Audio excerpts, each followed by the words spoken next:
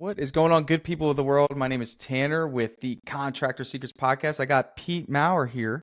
Did I say that last name correctly? Nah, it's more More, MOHR, like more or less. more or less. Very good. Yeah, Pete, yeah, we connected 2 days ago for the first time ever. You didn't know I Mhm. existed. I didn't know you existed, and here we are. That's it. You have an interesting topic that I think is so valuable. It's one of my favorite topics. Is building a business to exit. You have experience doing this, and I think you are going to provide so much value to our hungry, motivated listeners. Let me ask you a question before we dive in. Do you think every business owner should start with the goal of selling their business? Well, I don't know whether that's always the starting goal, but it should definitely be considered. And because, Tanner, one day you will exit your business. One way or another, right? It's a guarantee. So why not start planning and strategizing for that inevitability to happen as soon as you possibly can? So Sure. my belief is, yes, you should start out with the end in mind for sure. It's not always the very first thing people think about, but it should be darn close. And you have to start planning and building your business with that in mind because, you know, it's a beautiful thing to have a planned exit. And I've had a couple of those. I had a painting business, coating business that we exited after 15 years, still running strong 15 years later. Wow. I've had a cleaning franchise that we exited, and it went well. I've bought other businesses. One or two have not done as well, but we still exited them. And so these are different things along the way as we look at stuff. But the planned exit way of doing things is fantastic. But the reality of it is that probably about 40 or 50% of the business owner exit in an unplanned fashion. And if you're not ready for that, whether that's death or disability or partnership disagreements or divorce is another big one these days that causes the exit of business. So many different things that can cause an unplanned exit. But that doesn't mean you shouldn't be ready for it because there's tax implication, there's risk implication, there's people involved, there's all sorts of different things, and it could affect your family legacy. And that's one of the things why we get into business, because we want to continue family legacy and we want to provide for our families. It's surprising to me how many painting businesses don't sell, Hmm. and You know what? they're not worth much. Would you Well, say that to be true? no, I wouldn't say that to be true. They're not poised as being worth much because they haven't planned to make them worth much. And I think, there's a variety of different things. I used to be a business broker as well, helping people buy and sell businesses. And, when people don't plan some of this stuff, a lot of things, when you look at a service business, and I've owned a few of them, and, a lot of it's got to do with your wealth of your clients, like how deep is your client base? Are they returning clients? A lot of this sort of stuff. When we look at the different capitals of a business, Tanner, there's many different capitals. It's not just your paintbrush and your truck. It's, there's so many different ways of looking at it. What's your human capital? Like, what's the power of your team? And can you show that and explain it to a new potential owner? What's your structural capital as far as your process? What kind of point of sale and customer relation management program are you using, right, Tanner? All these different things that allow you to show a potential new owner that you have this running on rails. Like, that's the structure, that's the process involved. When you have that all mapped out and laid out, you can show the process, you can show them the way that's going to happen from the customer lead coming in to how you're going to sell that, to how it's going to be finished, and to your follow-up. And this is a proven system they can come in and redo. That's got value, it's got capital. It's not just the truck and the painter and the next, whatever paint you have sitting around the shop. It's a lot more than that. And the reality of it is proper exit planning is making sure that that's documented and processed and easily explainable to a potential new owner who's going to see the value in it. How hard was it for you to sell your business? And tell me a little bit about the business. Now, was it concrete coatings? Did you do some painting? No, we did refinishing work. So we did about 1,000 bathtubs a year. We sprayed kitchen cabinets. We sprayed tile work. We did counters, all sorts of different things. We also did acrylic wall systems and tub surrounds and things like that. A lot of bathrooms for a lot of apartment complexes, but we did homeowners too. And had a multi-truck operation on the road. I started it off myself spraying with HVLP in hand, and away we go. And So you were doing this before it got popularized. Yeah, I started that in 1994. Amazing. So I Wow, was man. 23 and got out of business school, Tanner, and I'm like, man, I don't have a lot of money in my back pocket, but I got $10,000, and at that time, it was a lot of money to me. And back then, I mean, the internet wasn't a thing really. We used to flip through Entrepreneur magazine looking for business ideas, and so Wow. I did that, and I found a franchise called Surface Doctor at the time, which is no longer around. And that's what they did. They refinished all sorts of different stuff: harvest gold bathtubs, old oak, dark oak kitchens to white, all The this kind of stuff, gritty, right? the gritty aspect of Yeah, so yeah. you didn't just want to go painting, you wanted to go all the way. Oh yeah, man. We Yeah, sprayed everything. So neat. Love that. Love that. and you know what? The business grew and built, and we did a lot. Like I said, a lot of property management business. So eventually, I kind of worked my way off a truck, half day by half day, into more of a sales role and a management role and an ownership role. And then we bought another business at the same time, which was a cleaning franchise. So I had both of them run at the same time, and we built it from 30 customers to 300 customers. Wow. And that was more in retail and restaurants. So I was kind of selling in retail and restaurants, selling in property management on the paint side, and then we sold both of those and exited both of those businesses down the road. And you were asking how hard it was to sell. Well, they weren't that hard. They were properly positioned to sell, and they made good money. And there was a cash flow, and it was easily explainable. And like even on the property management side, I had customers that I've been doing work for 14 years. It's like, you're buying a steady stream of revenue here, and it's repeat business. It's good business. They pay their bills. I can prove all of that. Even back then, we had process manuals and all sorts of stuff. And now, like with I'm currently own a couple of shoe stores as well, and we're much more rigid on our not rigid, but much more process oriented than I Sure. was back then, as far as the capabilities of all the different tools that we can use now to explain and show those, right? But it's all building that process, building that structural capital, along with your capital of your team, along with the capital. And you can prove your customers now, even, client base, detail lists, email lists, all these different things show that you have built capital. So is Sure. a business easily sold? Not always easily sold, but is it sellable? Absolutely.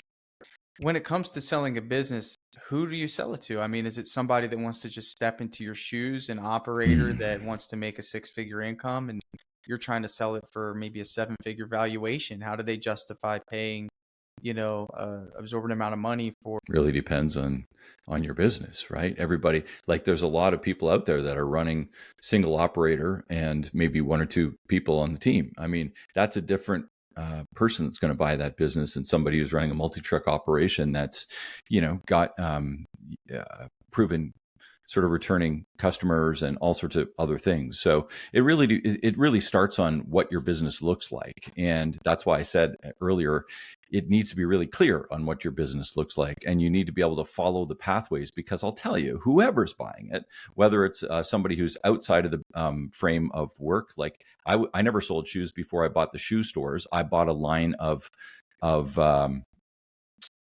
of capital. Like I bought a recurring line of revenue, and I learned how to sell shoes. And I ran that business that way. So you can sell a painting business, for example, outside of somebody who's never painted before, if you have the right process, right? And you can sell these businesses, and sometimes these businesses are even more valuable to somebody outside of the realm of what's going on.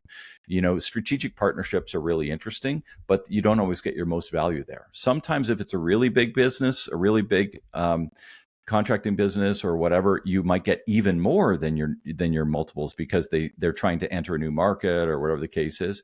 But a lot of times, if you're just looking for somebody to sort of come and take it over so you can exit, it's a lot of times it's discounted in the smaller Sure. businesses. Mm-hmm.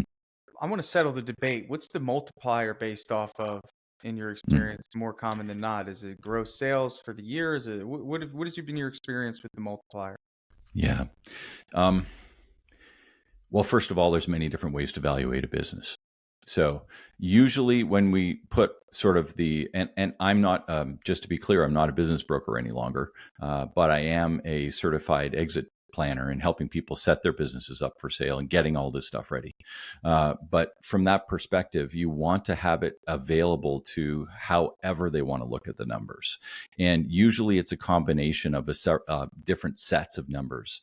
So one of them is going to be on your cash, right? Like how much are you bringing in? What's the profitability of the business, regardless of everything else? But then often the real value and the real sort of set of multipliers comes in on this back that we just talked about. And sometimes up to 80% of the value is based on these four things. The intrinsic values, right? Not just how much is the truck worth and how much volume am I doing. It's got to do, again, with that human capital, the structural capital, your customer capital, and your social capital, your culture, both inside and outside of the business. So if you can detail that and you can prove that, that's when you're really going to add to the multiples. And, there's, depending on how much people know about their numbers who are listening, our listeners here today, Tanner, the reality of it is most people try to lower their taxes, lower their profit in their business when you look at their profit and loss statement so that they don't pay as much tax. Well, one of the things we need to do to show the revalue is to put all that back in. Right. We need to recast all of those numbers to show the new potential earner, the new potential owner of that business, to actually understand the true number. So there's a lot of people that think they know their actual number, but we need to find the true number. Sure. And the true number is going to dictate what we can sort of first cast that off at and look at the multiples. And then, there's three different gaps for each owner. And the first one is the wealth gap. Like, do you have enough already to live before you sell your business? And if you don't, what is that wealth gap, right? And we need to make sure that the business is going to be worth that. So the first thing is we need to get a valuation, because your idea of what it's worth and what it may be worth may be two different things, either good or bad. Sure. The next thing is the profit gap. So once we recast the earnings and look at your profit, are you in line with the rest of the industry? And if you're not, we need to fix that. And it takes time sometimes to get these right, because if your profit isn't in line and it's lower than what it is, you're not going to get, when you multiply that, that's not good. And then the valuation gap is, what's your valuation now? And if it were setting up to be one of the prime businesses in the whole structure of all, it doesn't matter what sort of segment you're in, whether you're in painting or carpet cleaning or retail or whatever, but looking at all of your competitors, are you one of the top 10? Because if you're one of the top 10, you're going to get a higher multiple. Sure. So everything we do in setting up the business and coaching the business owner to get exit ready is really around understanding these numbers so that we can try over whatever period of time that we have, whether it's 6 months, a year, or hopefully 2 or 3 years before they actually want to sell. Then we're working towards all of those different things to close those gaps so they maximize their value and get the highest multiple that they can upon exit. And understanding that that's the number that's going to work into their wealth gap and whether they're going to have to continue to work or not. A big question that I think I had or would have in the shoes of someone who's like, man, exiting a business is so far away from me. I can't even get, I don't know who would want to take this mess from my hands, right? I mean, I think some people would feel trapped in a sense. It's like, I don't even know how to get started here. Yeah. I guess the first question is there's a lot of messy things that happen within a business, right? Sure. Relationship wise, especially a service-based business, it's sometimes very skill dependent. Like you said, you did refinishing. Maybe you probably had probably a pretty like an assassin level refinisher that holds a lot of weight in the business, or maybe the business owner's that guy. Do you find that one of the strategies that maybe you implement, I could be wrong, just curious, like, do you try to niche down with a potential candidate for exiting on one task as opposed to many in order to kind of systemize the offer to the marketplace? Like, do you find that that's a better approach than like taking all sorts of random things? Because in the painting business, you could do all sorts of things. You could do drywall, you could do, cabinets, you could do concrete, you could do all these different things that could be very heavily skill dependent. How does that factor into the approach to exit, if it does at all? Well, it kind of depends on the history of the business, I think, Tanner. And,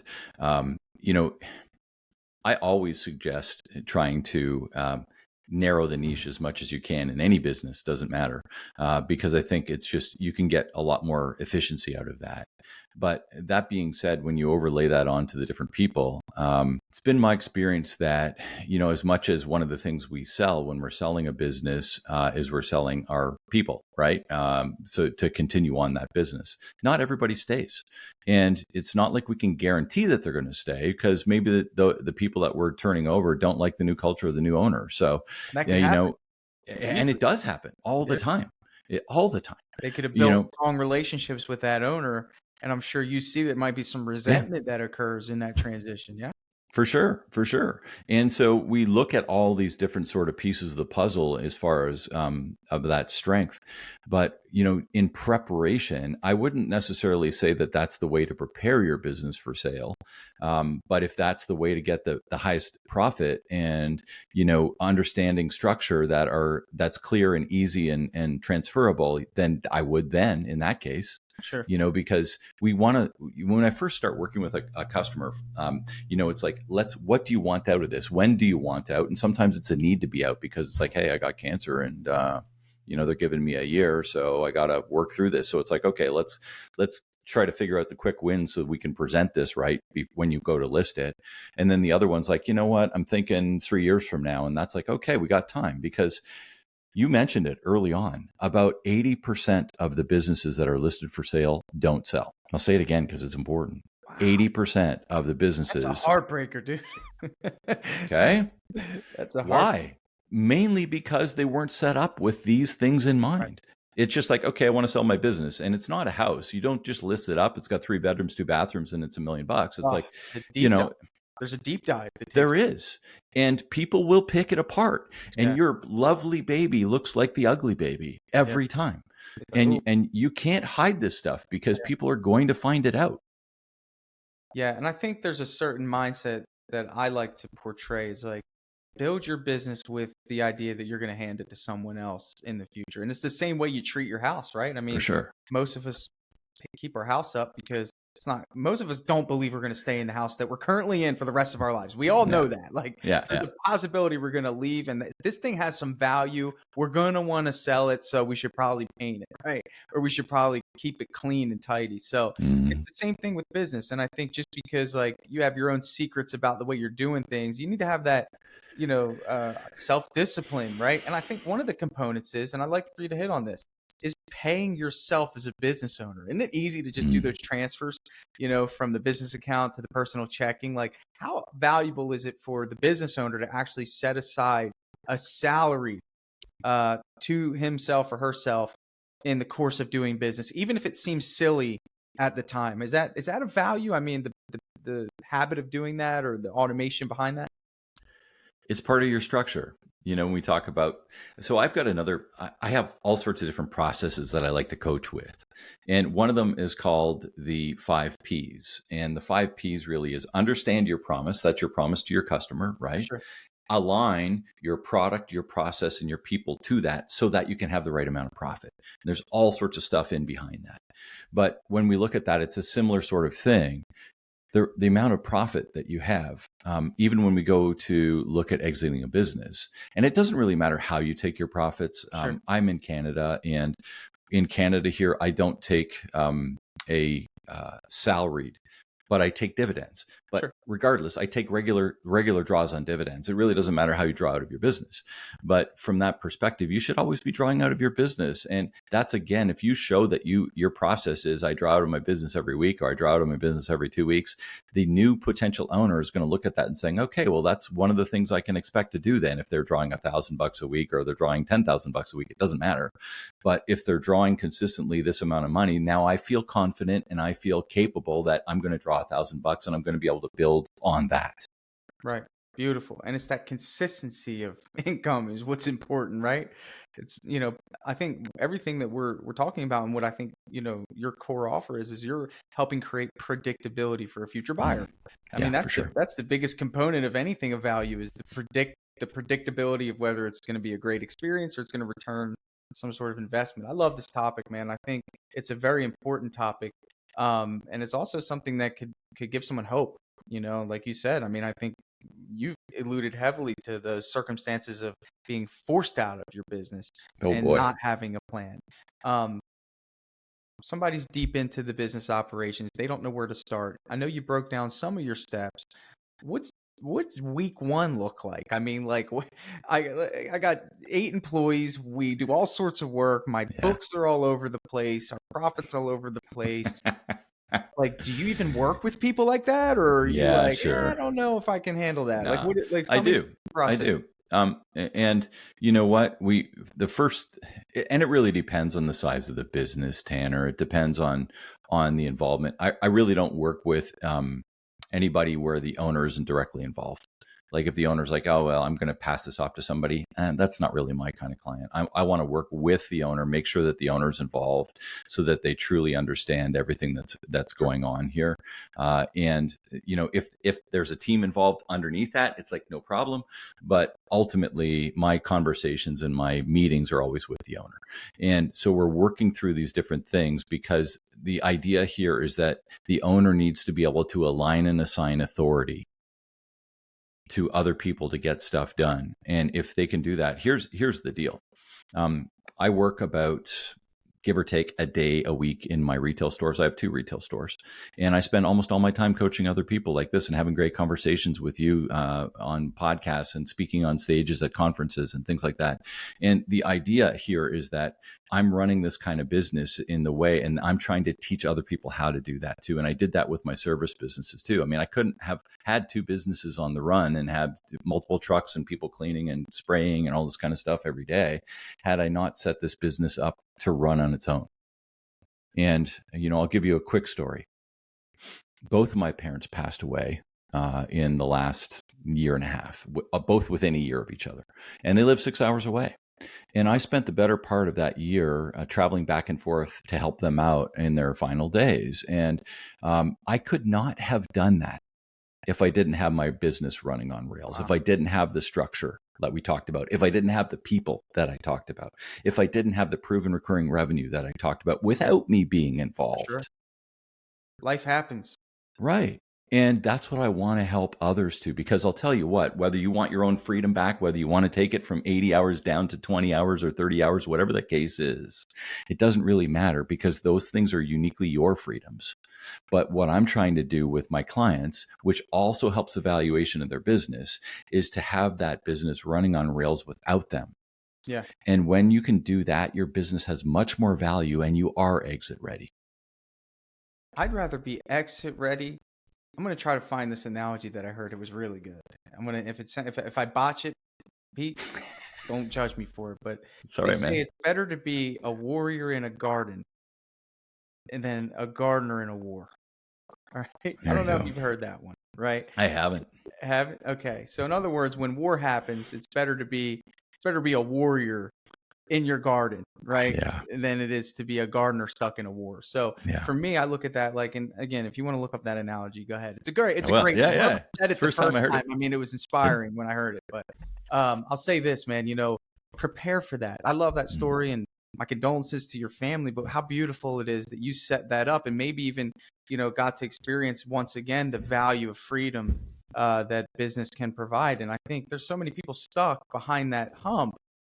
Over that hump, it's almost like, man, like this is a different experience.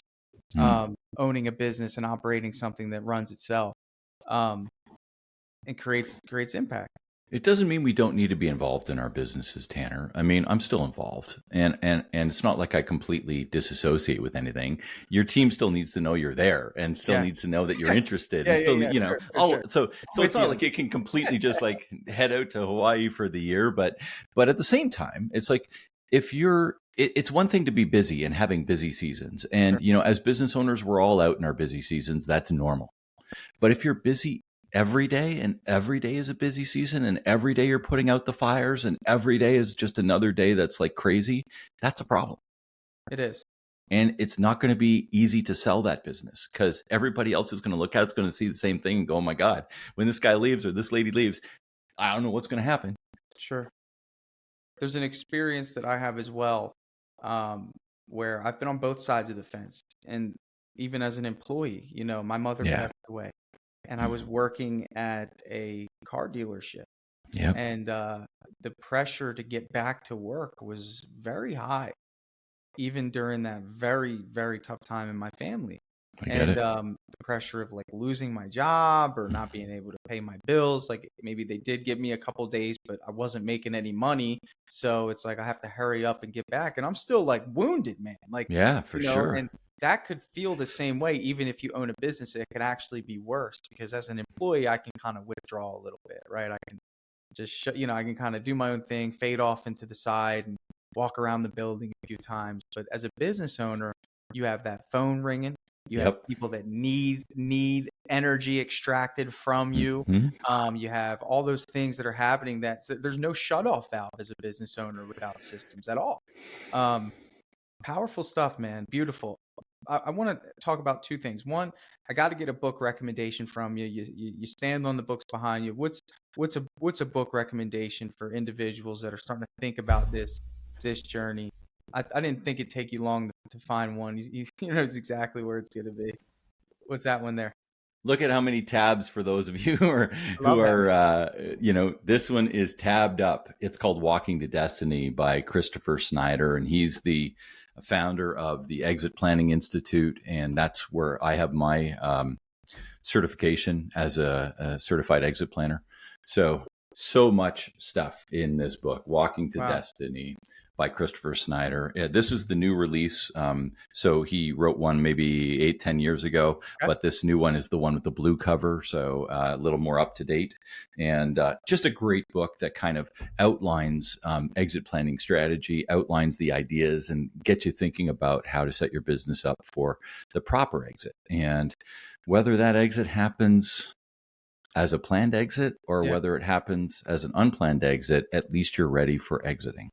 And there's a reward here, even if you set up the business for an exit and you don't plan on selling it. Right. By the way, like I think the term exit has a connotation. I think some Yeah. people need the strategies first, Yeah. and that reward is exactly one of the things that Pete was speaking about of just freedom, but also like the feeling of like you created something that runs without you. And I think I would Mm. love, that's a passion of mine too, to share that. And I think you'll get that as well. So Pete, someone's listening to this, they like you, man. They're like, man, this guy's aligns with what I'm trying to do. He's speaking to my heart. What is the best way for someone to get in touch with you, to maybe discuss this a little bit more? Best way is just to head on over to my website. My company is called Simplifying Entrepreneurship. I know that's a long one, but Well, it's in the simplifyingentrepreneur.com. back screen there. We could see it Yeah, in yeah, yeah, exactly. right there. And up right in the top corner there, there's I'll a drop the button that link says, in the bio. yeah, it says speak to Pete, and you'll connect with me, and we'll hop on a call and have a little chat about your business and see if we're a right fit. Sure. Beautiful. Pete, man, this has been a pleasure.